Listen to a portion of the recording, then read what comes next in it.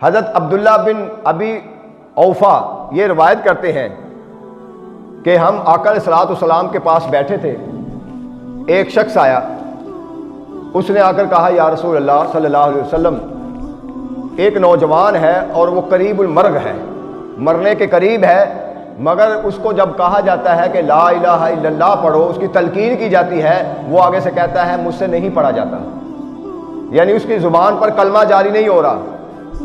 تو ایک بات تو سمجھ میں آئی کہ جو قریب المرگ ہو اس کے پاس بیٹھ کر باتیں نہ کریں، کہانیاں نہ سٹوریاں سنائیں ایک دوسرے کو، بلکہ کلمہ پڑھیں، بیٹھ کر ان کے پاس کلمہ پڑھیں۔ اور ایک بات اور بھی ذہن میں رکھ لیں، اس کو نہ کہیں کہ آپ کلمہ پڑھو، وہ پتہ نہیں کتنی نزاع کی حالت میں ہوتا ہے، کتنی تکلیف کی حالت میں ہوتا ہے، آپ خود آہستہ آہستہ پڑھتے رہیں۔ آپ جب پڑھتے رہیں گے تو اللہ تعالیٰ اس کی زبان پر کلمہ جاری فرما دے گا۔ اور حضور علیہ السلام نے فرمایا جس کی زبان پر آخری کلمہ لا الہ الا اللہ ہوا، اس کے اور جنت کے درمیان ایک رکاوٹ صرف موت ہے، اور جیسے ہی اس کی موت آئے گی وہ سیدھا جنت میں جائے گا۔ اس لیے جو قریب المرگ ہو، جو مریض ہو، اس کے پاس بیٹھ کر کہ مریض ایک طرف بیٹھا ہوا ہے اور گپے لگا رہے ہیں، اس کے پاس بیٹھ کے تلاوت کریں اور کلمے کا ورد کریں آہستہ آہستہ، اس کو مت کہیں۔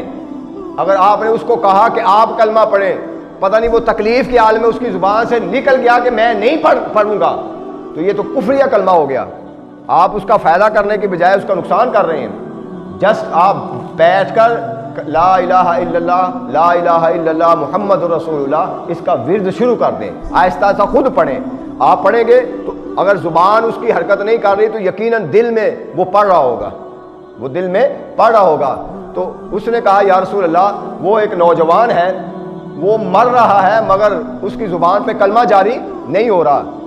آقا علیہ الصلوۃ والسلام نے اس کے پاس جانے سے پہلے ایک سوال کیا، یہ قابل توجہ، یہ نہیں کہا چلو چلتے ہیں دیکھتے ہیں، یہ بھی فرما سکتے، فرمایا نہیں، پہلے یہ پوچھا کہ کیا وہ نوجوان جو ہے نماز پڑھتا تھا، وہ نمازی تھا؟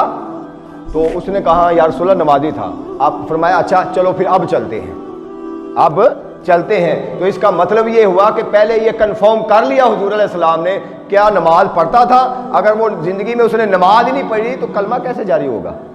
ممکن ہے اگر یہ کہا جاتا کہ وہ نمازی نہیں تھا تو ممکن ہے آقا علیہ السلام نہ جاتے، پہلے یہ کنفرم کر لیا۔ ہماری زندگی کا مدار صرف ان چیزوں پر تو ہے، مگر نماز کے حوالے سے بڑی سستی اور غفلت کا شکار ہیں ہم چاہتے ہیں کہ بغیر نماز پڑھے سارے معاملات درست ہو جائیں، ہماری بخشش بھی ہو جائے۔ بخشش تو اللہ نے کرنی ہے اپنی مرضی سے، لیکن جو ذمہ داری ہے وہ بھی تو ہم نے پوری کرنی ہے نا۔ اللہ نے ہماری ذمہ داری نماز پڑھنا لگائی ہے۔ تو آقا علیہ الصلوۃ والسلام نے فرمایا چلو چلتے ہیں۔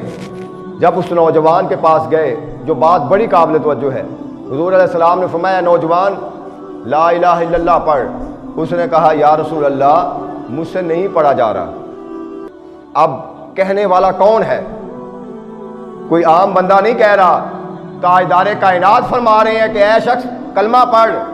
وہ نبی کہہ رہے ہیں کہ جو چاہے تو پتھروں سے کلمہ پڑھا دیں، وہ نبی کہہ رہے ہیں جو اشارہ کرے تو کنکریاں کلمہ پڑھنا شروع کر دیں۔ درخت، شجر، حجر، نباتات، جمادات، ہر چیز گواہی دے اس نبی کی، مگر کیا اس نے معاملہ کر دیا؟ کیا اس نے جرم کر دیا؟ کون سی غلطی کر دی؟ کون سا گناہ کر دیا؟ کون سی اس نے اتنی بڑی نافرمانی کر دی کہ مصطفیٰ فرما رہے ہیں کہ اے نوجوان کلمہ پڑھ؟ وہ کہتا ہے یا رسول اللہ میری زبان سے جاری نہیں ہوتا، پڑھا نہیں جا رہا۔ تو حضور تاجدار کائنات صلی اللہ علیہ وسلم سمجھ گئے کہ کیوں نہیں اس کی زبان پہ کلمہ جاری ہو رہا۔ فرمایا ہاں اس کی والدہ ہے؟ لوگوں نے کہا ہاں۔ فرمایا بلاؤ اس کی والدہ کو۔ یعنی آقا علیہ الصلوۃ والسلام نے کلمہ جاری نہ ہونے کی جو سبب خود بیان فرما دیا اشارے سے۔